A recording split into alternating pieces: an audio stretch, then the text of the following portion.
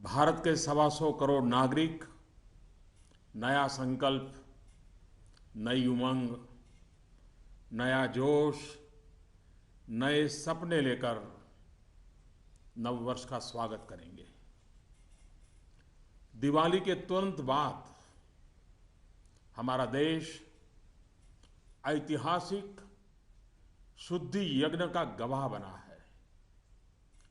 125 करोड़ देशवासियों के धैर्य और संकल्प शक्ति से ये जो शुद्धि यज्ञ चला, आने वाले अनेक वर्षों तक यह देश की दिशा निर्धारित करने में अहम भूमिका निभाएगा। ईश्वर दत्त मानव स्वभाव अच्छाइयों से भरा रहता है, लेकिन समय के साथ आई विकृतियां, बुराइयों के जंजाल में वो घुटन महसूस करने लगता है। भीतर की अच्छाइयों के कारण विकृतियां और बुराइयों की घुटन से बाहर निकलने के लिए वो छटपटाता रहता है। हमारे राष्ट्र जीवन और समाज जीवन में भ्रष्टाचार, काला धन, जाली नोटों के जाल ने ईमानदार को भी घुटने टेकने के लिए मजबूर कर दिया था। उसका मन स्वीकार नहीं करता था, लेकिन उसे परिस्थितियों को सहना पड़ता था, मजबूरन स्वीकार करना पड़ता था। दिवाली के बाद की घटनाओं से ये सिद्ध हो चुका है कि करोड़ों देशवासी ऐसी घुटन से मुक्ति के अवसर की तलाश कर रहे थे। हमारे देशवासियों की अंतर ऊर्जा को हमने कई बार अनुभव किया है। चाहे सन 62 की लड़ाई हो, 65 की लड़ाई हो, 71 की लड़ाई हो, करगिल का युद्ध हो, भारत के कोटि कोटि नागरिकों की संगठित शक्तियों और अप्रतिम देशभक्ति के हमने दर्शन किए हैं। कभी ना कभी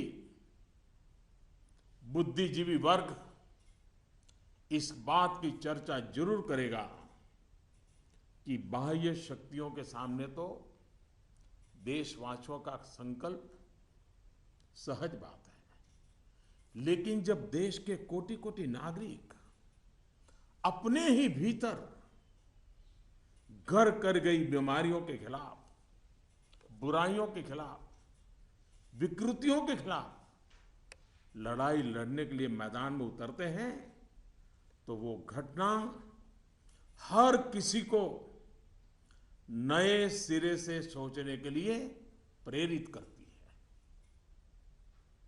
दिवाली के बाद लगातार देशवासी दृढ़ संकल्प के साथ, अप्रतिम धैर्य के साथ, त्याग की पराकाष्ठा करते हुए, कष्ट झेलते हुए बुराइयों को पराजित करने के लिए लड़ाई लड़ रहे हैं। जब हम कहते हैं कि कुछ बात है कि हस्ती मिटती नहीं हमारी, कुछ बात है कि हस्ती मिटती नहीं हमारी, इस बात को देशवासियों ने जी करके दिखाया है। कभी लगता था सामाजिक जीवन की बुराइयां, विकृतियां जाने अनजाने में, इच्छा अनिच्छा से हमारी जिंदगी का हिस्सा बन गए हैं। लेकिन 8 नवंबर के बाद की घटनाएं हमें पुनर्विचार करने के लिए मजबूर करती हैं। 125 करोड़ देशवासियों ने तकलीफें झेलकर, कष्ट उठाकर ये सिद्ध कर दिया है कि हर हिंदुस्तानी के लिए सच्चाई और अच्छाई कितनी अहमियत रखती है। काल के कपाल पर यह अंकित हो चुका है कि जनशक्ति का सामर्थ्य क्या होता है, उत्तम अनुशासन किसे कहते हैं, अपप्रचार की आंधी में सत्य को पहचानने की विवेक बुद्धि किसे कहते हैं, सामर्थ्यवान बेबाक बेईमान के सामने ईमानदारी का संकल्प कैसे विजय पाता है, गरीबी से बाहर निकलने को आतुर जिंदगी भव्य भारत के निर्माण के लिए क्या कुछ नहीं कर सकती। देशवासियों ने जो कष्ट झेला है वो भारत के उज्जवल भविष्य के लिए नागरिकों के त्याग की मिसाल है। 125 करोड़ देशवासियों ने संकल्पबद्ध होकर अपने पुरुषार्थ से, अपने परिश्रम से, अपने पसीने से उज्जवल भविष्य की आधारशिला रखी है। आमतौर पर जब अच्छाई के लिए आंदोलन होते हैं तो सरकार और जनता आमने सामने होती है। यह इतिहास की ऐसी मिसाल है जिसमें सच्चाई और अच्छाई के लिए सरकार और जनता दोनों मिलकर कंधे से कंधा मिलाकर लड़ाई लड़ रहे हैं। मेरे प्यारे देशवासियों, मैं जानता हूं कि बीते दिनों आपको अपना ही पैसा निकालने के लिए घंटों लाइन में लगना पड़ा, परेशानी उठानी पड़ी। इस दौरान मुझे सैकड़ों हजारों चिट्ठियां भी मिली हैं। हर किसी ने अपने विचार रखे हैं, संकल्प भी दोहराया है, साथ ही साथ अपना दर्द भी मुझसे साझा किया है।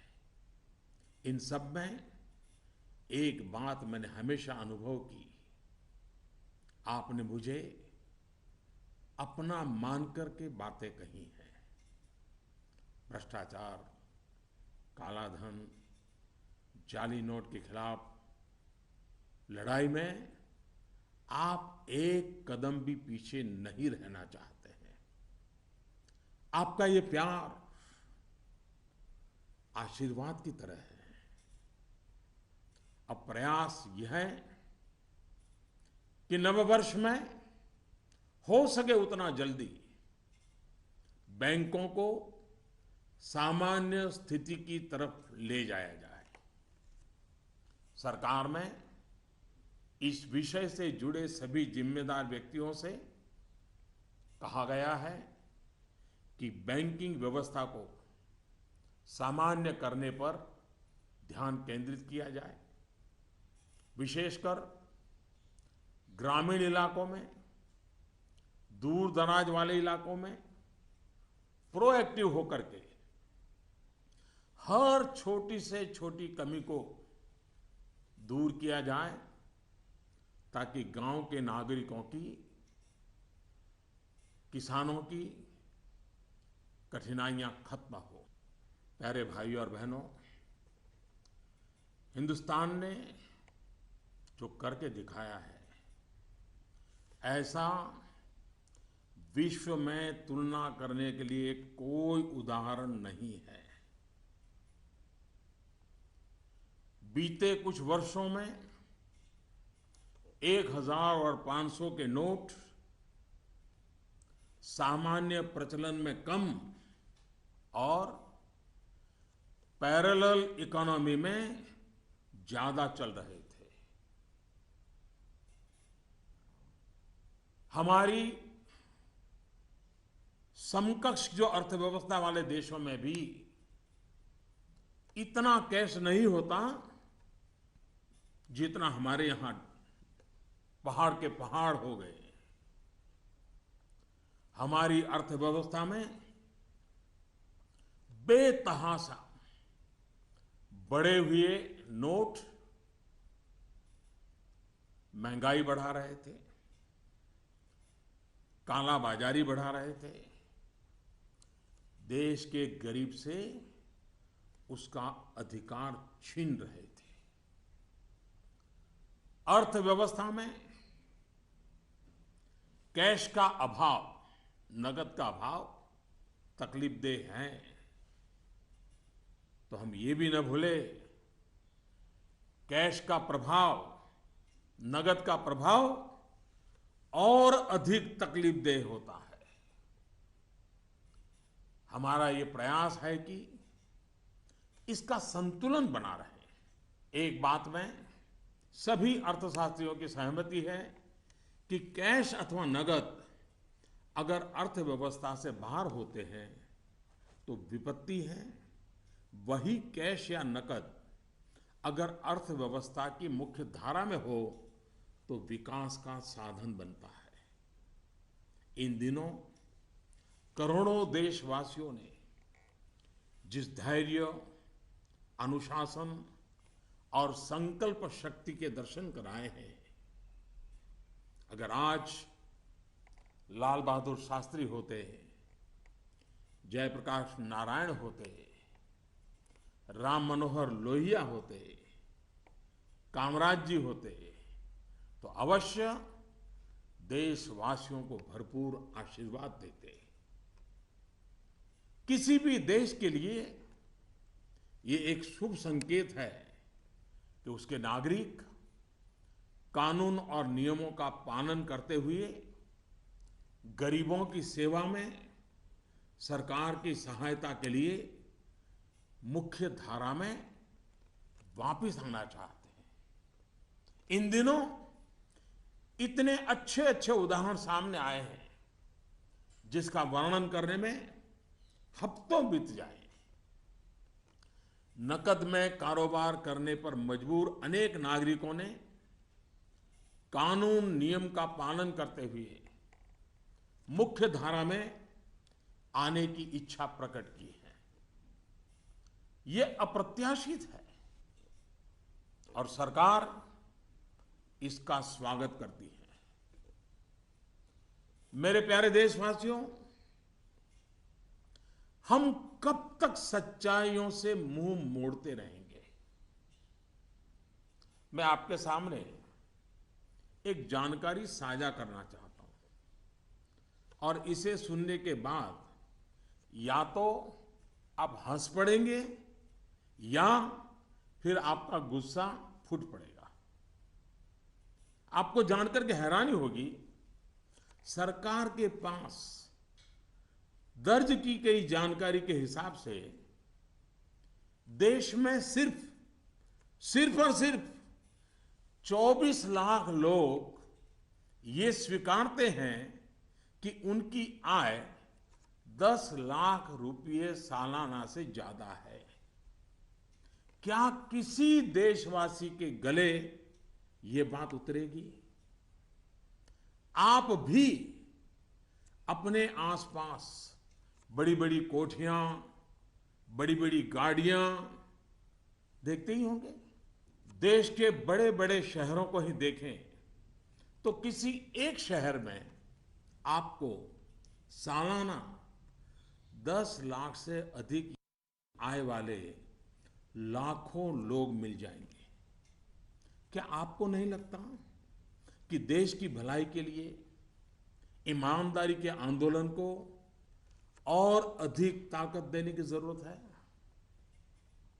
भ्रष्टाचार, काले धन के खिलाफ इस लड़ाई की सफलता के कारण ये चर्चा बहुत स्वाभाविक है कि अब बेईमानों का क्या होगा, बेईमानों पर क्या बीतेगी, बेईमानों को क्या सजा होगी। भाइयों और बहनों, कानून कानून का काम करेगा, पूरी कठोरता से करेगा, लेकिन सरकार के लिए इस बात की भी प्राथमिकता है कि ईमानदारों को मदद कैसे मिले, ईमानदारों को सुरक्षा कैसे मिले, ईमानदारी की जिंदगी बिताने वालों की कठिनाई कैसे कम हो, ईमानदारी अधिक प्रतिष्ठित कैसे हो। ये सरकार सज्जनों की मित्र है और दुर्जनों को सज्जनता के रास्ते पर लौटाने के लिए उपयुक्त वातावरण को तैयार करने के पक्ष में है। वैसे ये भी एक कड़वा सत्य है कि लोगों को सरकार की व्यवस्थाओं, कुछ सरकारी अफसरों और लाल फीताशाही से जुड़े कटु अनुभव होते रहते हैं। इस कटु सत्य को नकारा नहीं जा सकता। इस बात से कौन इनकार कर सकता है कि नागरिकों से ज्यादा जिम्मेवारी अफसरों की है, सरकार में बैठे छोटे बड़े व्यक्ति की है। और इसलिए चाहे केंद्र सरकार हो, राज्य सरकार हो या फिर स्थानीय निकाय, सबका दायित्व है कि सामान्य से सामान्य व्यक्ति के अधिकार की रक्षा हो, ईमानदारों की मदद हो और बेईमान अलग थलग हो। दोस्तों, पूरी दुनिया में एक सर्वसामान्य तथ्य है कि आतंकवाद, नक्सलवाद, जाली नोटों का कारोबार, ड्रग के धंधे से जुड़े लोग, मानव तस्करी से जुड़े लोग, हथियारों के कारोबार में लगे लोग, ये सब लोग काले धन पर ही निर्भर रहते हैं। ये समाज और सरकारों के लिए नासूर बन गया है। इस एक निर्णय ने इन सब पर गहरी चोट पहुंचाई है। आज काफी संख्या में नौजवान हिंसा का रास्ता छोड़ मुख्य धारा में लौट रहे हैं। अगर हम जागरूक रहें तो अपने बच्चों को हिंसा और अत्याचार के उन रास्तों पर वापस लौटने से बचा पाएंगे। इस अभियान की सफलता इस बात में भी है कि अर्थव्यवस्था की मुख्य धारा से बाहर जो धन था वो बैंकों के माध्यम से अर्थव्यवस्था की मुख्य धारा में वापस आ गया है। पिछले कुछ दिनों की घटनाओं से ये सिद्ध हो चुका है कि चालाकी के रास्ते खोजने वाले बेईमान लोगों के लिए आगे के रास्ते बंद हो चुके हैं। टेक्नोलॉजी ने इसमें बहुत बड़ी सेवा की है। आदतन बेईमान लोगों को भी अब टेक्नोलॉजी की ताकत के कारण काले कारोबार से निकलकर कानून नियम का पालन करते हुए मुख्य धारा में आना ही होगा। साथियों, बैंक कर्मचारियों ने इस दौरान दिन रात एक किए हैं। हजारों महिला बैंक कर्मचारी भी देर रात तक रुककर इस अभियान में शामिल रही है। पोस्ट ऑफिस में काम करने वाले लोग, बैंक मित्र, सभी ने सराहनीय काम किया है। हाँ, आपके इस भगीरथ प्रयास के बीच कुछ बैंकों में कुछ लोगों के गंभीर अपराध भी सामने आए हैं।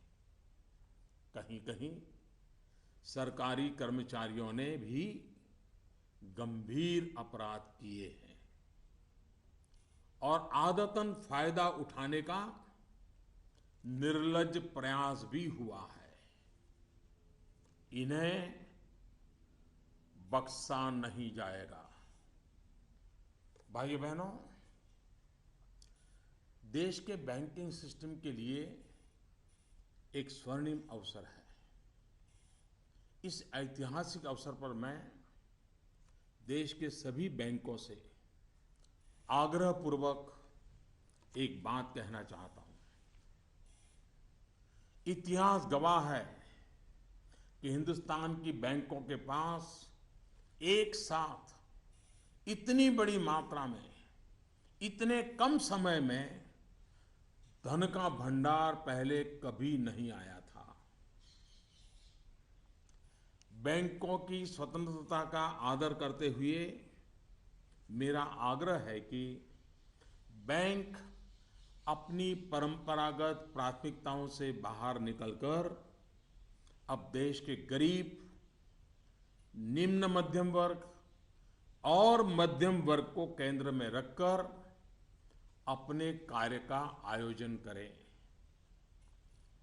आज पूरा हिंदुस्तान जब पंडित दीनदयाल उपाध्याय की जन्म शताब्दी वर्ष को गरीब कल्याण वर्ष के रूप में मना रहा है, तब बैंक भी लोकहित के, गरीब कल्याण के इस अवसर को हाथ से न जाने दे।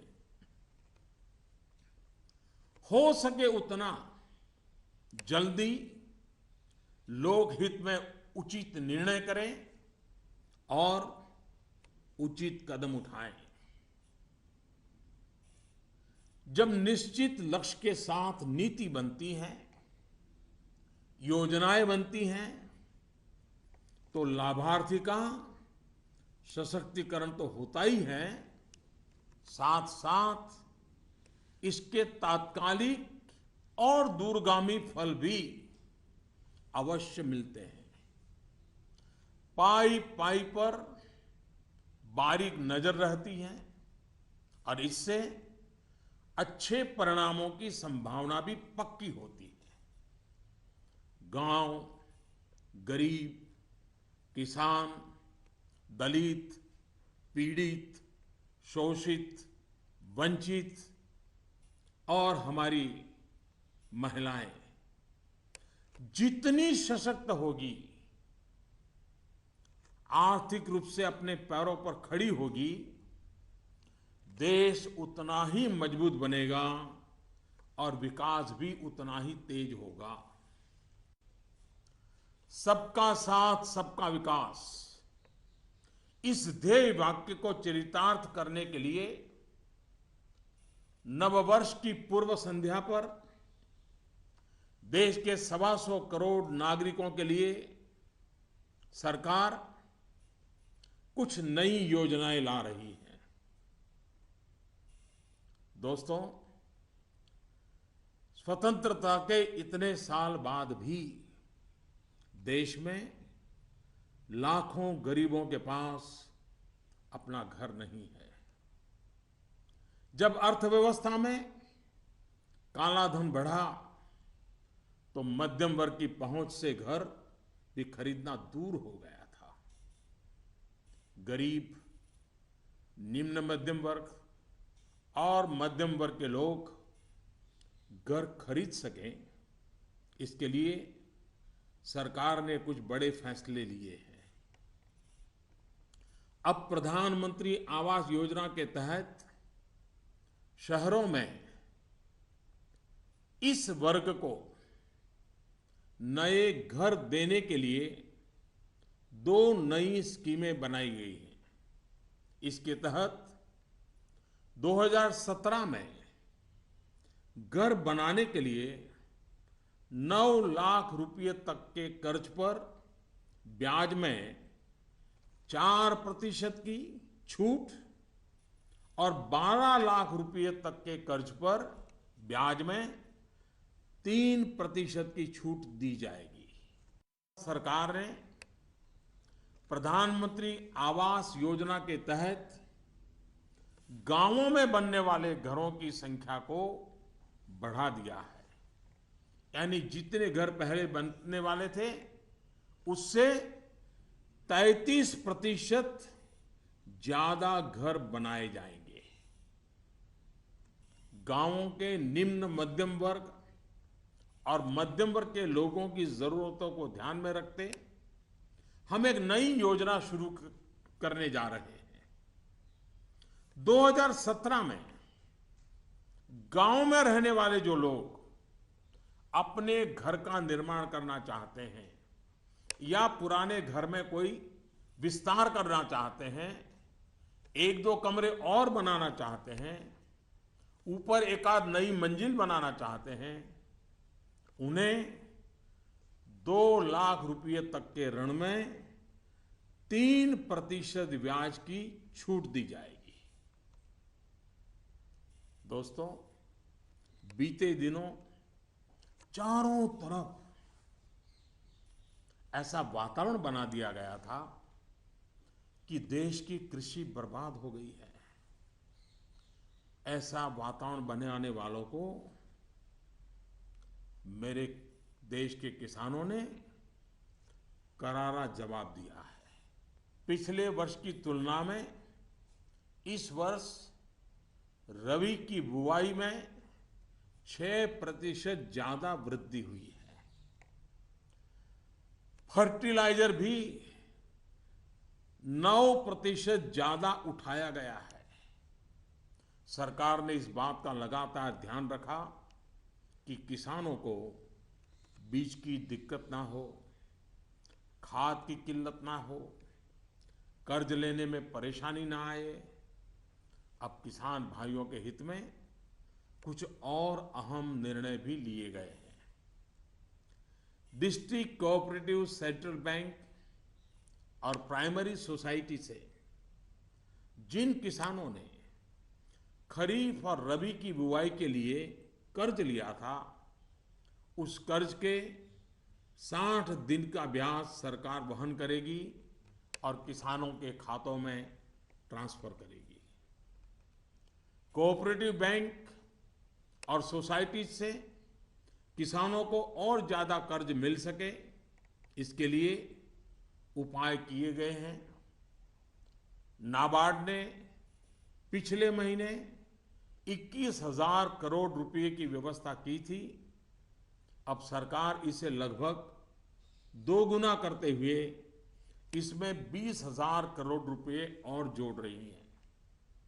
इस रकम को नाबार्ड कोऑपरेटिव बैंक और सोसाइटीज को कम ब्याज पर देगा और इससे नाबार्ड को जो आर्थिक नुकसान होगा उसे भी सरकार वहन करेगी।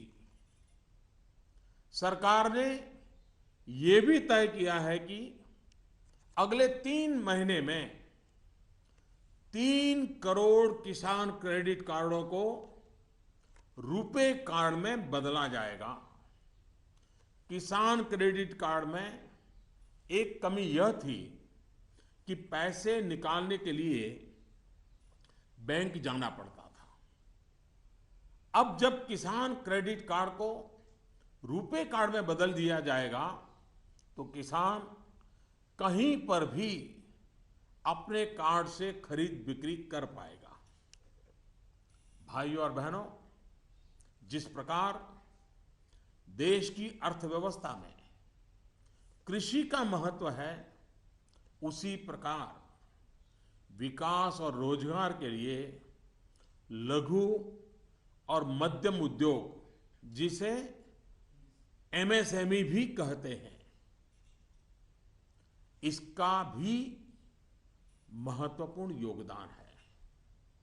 इस बात को ध्यान में रखते हुए सरकार ने इस क्षेत्र के लिए कुछ निर्णय लिए हैं जो रोजगार बढ़ाने में सहायक होंगे। सरकार ने तय किया है कि छोटे कारोबारियों के लिए क्रेडिट गारंटी 1 करोड़ रुपए से बढ़ाकर 2 करोड़ रुपया करेगी। भारत सरकार एक ट्रस्ट के माध्यम से बैंकों को ये गारंटी देती है कि आप छोटे व्यापारियों को लोन दीजिए, गारंटी हम लेते हैं, अब तक यह नियम था कि 1 करोड़ रुपए तक के लोन को कवर किया जाता था। अब 2 करोड़ रुपए तक का लोन क्रेडिट गारंटी से कवर होगा।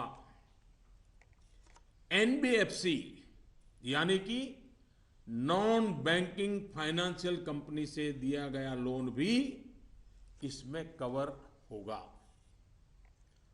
सरकार के इस फैसले से छोटे दुकानदार, छोटे उद्योगों को ज्यादा कर्ज मिलेगा।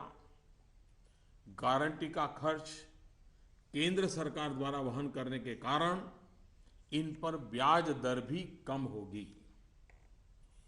सरकार ने बैंकों को ये भी कहा है कि छोटे उद्योगों के लिए कैश क्रेडिट लिमिट को 20% से बढ़ाकर 25% करें। इसके अलावा डिजिटल माध्यम से हुए ट्रांजैक्शन पर वर्किंग कैपिटल लोन 20% से बढ़ाकर 30% तक करने को कहा गया है। नवंबर में इस सेक्टर से जुड़े बहुत से लोगों ने कैश डिपॉजिट किया है। बैंकों को कहा गया है कि वर्किंग कैपिटल तय करते वक्त इस बात का भी संज्ञान लिया जाए। कुछ दिन पहले ही सरकार ने छोटे कारोबारियों को टैक्स में बहुत बड़ी राहत देने का भी निश्चय किया था। जो कारोबारी साल में 2 करोड़ रुपए तक का व्यापार करते हैं, उनके टैक्स की गणना 8% आय को मानकर की जाती थी। अब ऐसे व्यापारी के डिजिटल लेन देन पर टैक्स की गणना 6% आय मानकर के की जाएगी। इस तरह उनका टैक्स काफी कम हो जाएगा। दोस्तों, मुद्रा योजना की सफलता निश्चित तौर पर बहुत ही उत्साहवर्धक रही है। पिछले साल करीब करीब 3.5 करोड़ लोगों ने इसका फायदा उठाया है। दलित, आदिवासी, पिछड़ों एवं महिलाओं को प्राथमिकता देते हुए सरकार का इसे अब डबल करने का इरादा है। मैं माताओं बहनों से भी एक बात करना चाहता हूं। गर्भवती महिलाओं के लिए भी एक देशव्यापी योजना की शुरुआत की जा रही है। अब देश के सभी 650 से ज्यादा जिलों में सरकार गर्भवती महिलाओं को अस्पताल में पंजीकरण और डिलीवरी, टीकाकरण और पौष्टिक आहार के लिए 6,000 रुपये की आर्थिक मदद करेगी। ये राशि गर्भवती महिलाओं के अकाउंट में ट्रांसफर की जाएगी, सीधी उनके खाते में जमा कर दी जाएगी। देश में माता मृत्यु दर को कम करने में इस योजना से बड़ी सहायता मिलेगी। वर्तमान में ये योजना सिर्फ 4,000 रुपये की आर्थिक मदद और पायलट प्रोजेक्ट के रूप में सिर्फ 53 जिलों में चलाई जा रही है। भारत में सीनियर सिटीजन्स, वरिष्ठ नागरिकों की संख्या भी बहुत है। सरकार ने सीनियर सिटीजन्स का भी विशेष ध्यान रखा है। सरकार वरिष्ठ नागरिकों के लिए भी एक स्कीम शुरू करने जा रही है। बैंक में ज्यादा पैसा आने पर अक्सर बैंक डिपॉजिट पर इंटरेस्ट रेट घटा देते हैं। वरिष्ठ नागरिकों पर इसका प्रभाव ना हो इसलिए 7.5 लाख रुपए तक की राशि पर 10 साल तक के लिए सालाना 8% का इंटरेस्ट रेट ब्याज दर सुरक्षित किया जाएगा। ब्याज की ये राशि वरिष्ठ नागरिक हर महीने प्राप्त कर सकते हैं। भ्रष्टाचार, कालाधन की जब भी चर्चा होती है तो राजनेता, राजनीतिक दल, चुनाव का खर्च, ये सारी बातें चर्चा के केंद्र में रहती है। अब वक्त आ चुका है कि सभी राजनेता और सभी राजनीतिक दल देश के ईमानदार नागरिकों की भावनाओं का आदर करें, जनता के आक्रोश को समझें। ये बात सही है कि राजनीतिक दलों ने समय समय पर व्यवस्था में सुधार के लिए सार्थक प्रयास भी किए हैं। सभी दलों ने मिलकर के स्वेच्छा से अपने ऊपर बंधनों को स्वीकार किया है। आज आवश्यकता है कि सभी राजनेता और सभी राजनीतिक दल होलियर देन दाऊ इससे अलग हट करके, मिल बैठ करके पारदर्शिता को प्राथमिकता देते हुए भ्रष्टाचार और काले धन से राजनीतिक दलों को मुक्त कराने की दिशा में सही कदम उठाएं। हमारे देश में सामान्य नागरिक से लेकर के राष्ट्रपति जी तक सभी ने लोकसभा, विधानसभा का चुनाव साथ साथ कराए जाने के बारे में कभी न कभी कहा है। आए दिन चल रहे चुनावी चक्र, उससे उत्पन्न आर्थिक बोझ तथा प्रशासन व्यवस्था पर बने बोझ से मुक्ति पाने की बात का समर्थन किया है। अब समय आ गया है कि इस पर बहस हो, सार्थक बहस हो और रास्ता खोजा जाए। हमारे देश में हर सकारात्मक परिवर्तन के लिए हमेशा स्थान रहा है।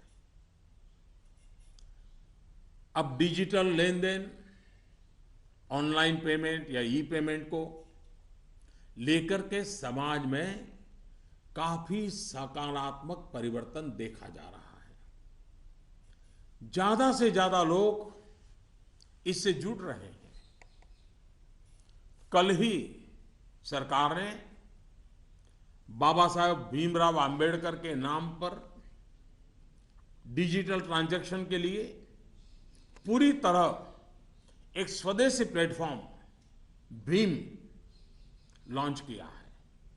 भीम यानी भारत इंटरफेस फॉर मनी। मैं देश के युवाओं से, व्यापारी वर्ग से, किसानों से आग्रह करता हूं कि भीम से ज्यादा जुड़े।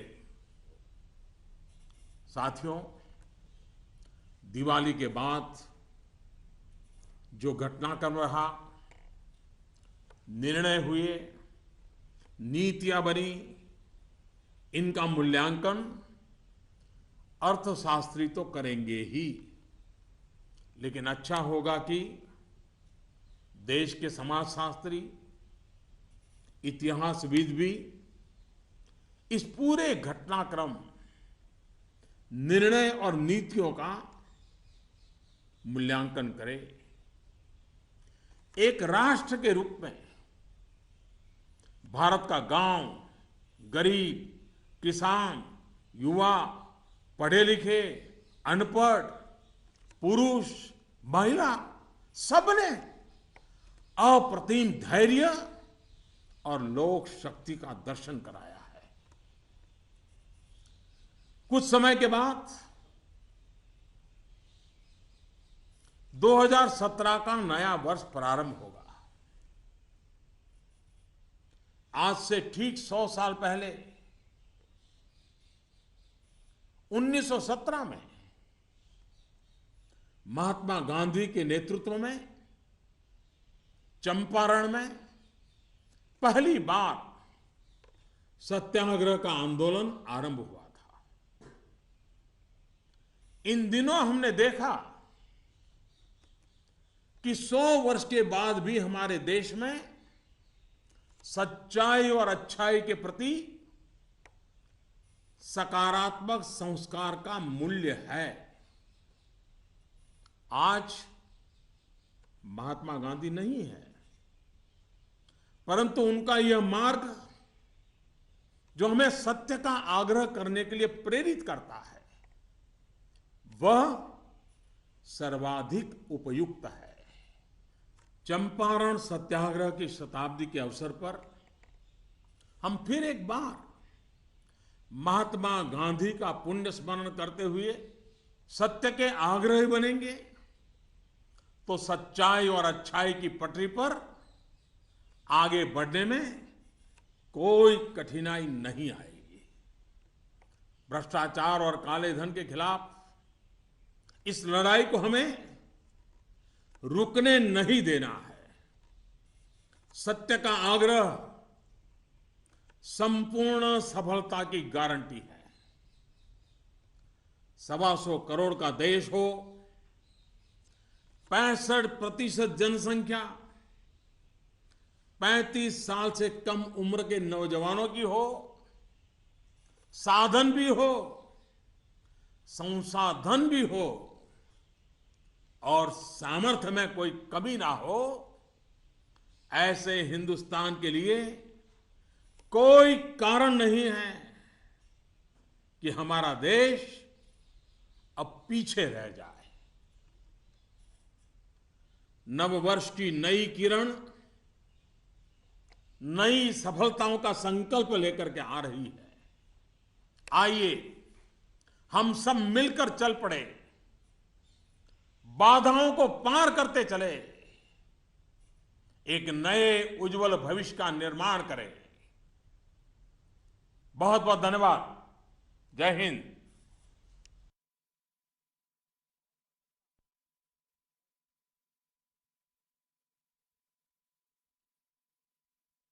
My fellow citizens, Namaskar. In a few hours, we will be ushering in the new year of 2017. 125 crore Indians will join the rest of the world in welcoming it with new hope, new energy, and new dreams. Since Diwali, our nation has been witness to a historic rite of purification.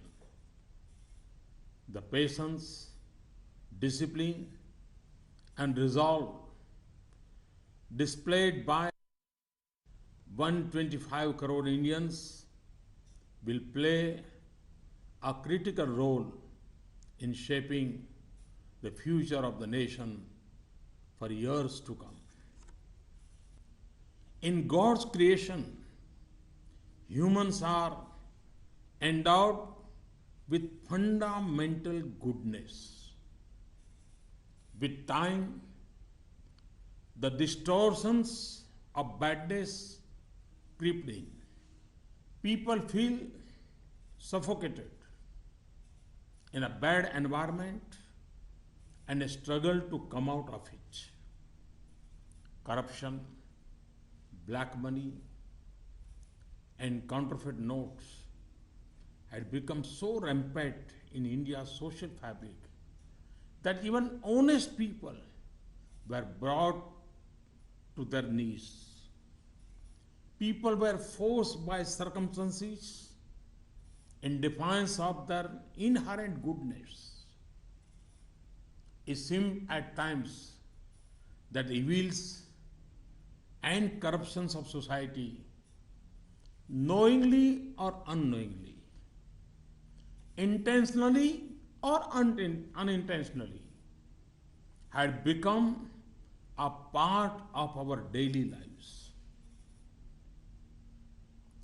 Developments post Diwali have shown that crores of Indians were looking for an escape from this suffocation.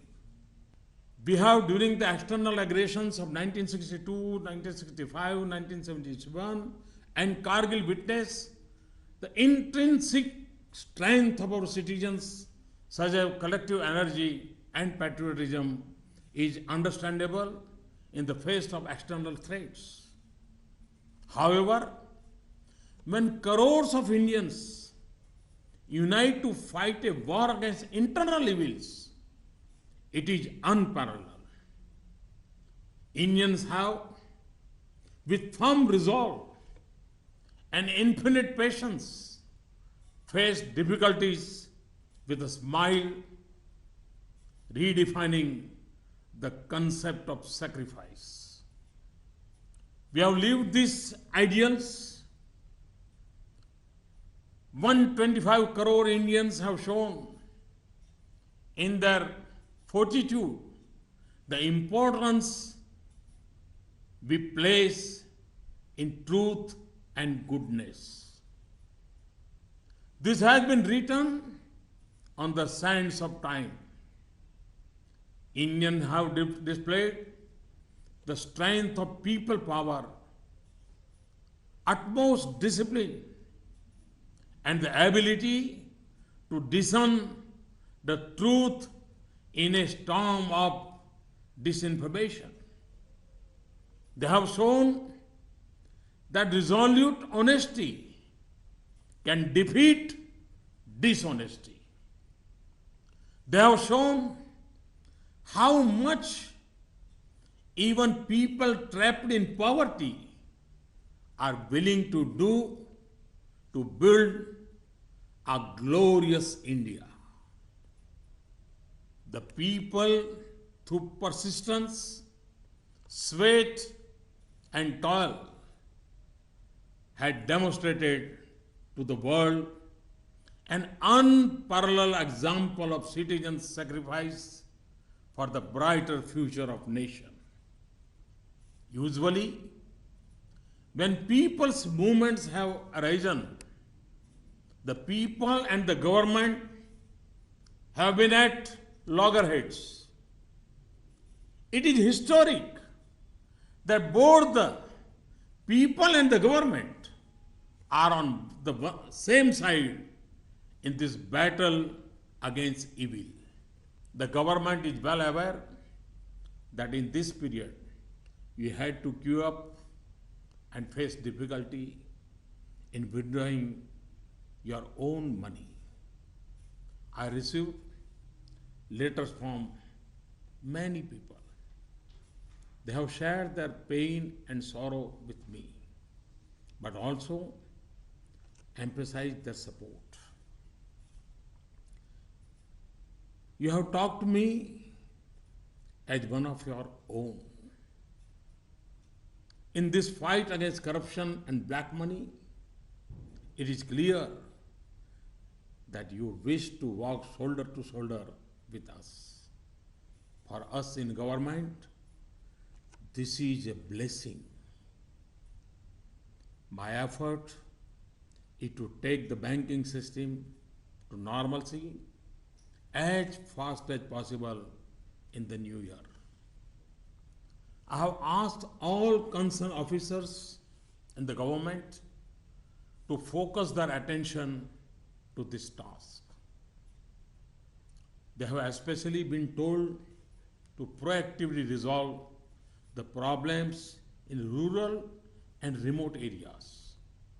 Friends, there is no precedent globally to what India has done. Nations similar to us do not have the amount of currency that we had. Over the last 10 to 12 years, 500 and 1000 rupees currency notes were used less for legitimate transactions and more for parallel economy. The excess of cash was fueling inflation and black marketing. It was denying the poor their due. Lack of cash causes difficulty, but excess of cash is even more troublesome. Our aim is to achieve a balance. Economists agree that when cash is outside the formal economy, it is a cause of worry. When it joins the mainstream, it is an opportunity for development. I'm sure if great sons of India like Jayaprakash Narayan, Lal Bahadur Shastri, Ram Manohar Lohia, Kamaraj ji had been present today, they would have applauded the patience, discipline, and resolve of our countrymen. In the past few weeks, there have been many gratifying instances. It would take weeks to list them. It is a healthy trend for any nation when the people wish to join the mainstream, abiding by the law and helping the government in serving the poor. Friends, how long will we overlook facts that stare us in the face?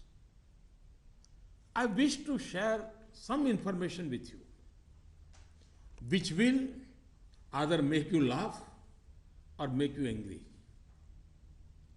According to information with the government, there are only 24 lakh people in India who accept that their annual income is more than 10 lakhs rupees. Can we digest this? Look at the big bungalows and big cars around you.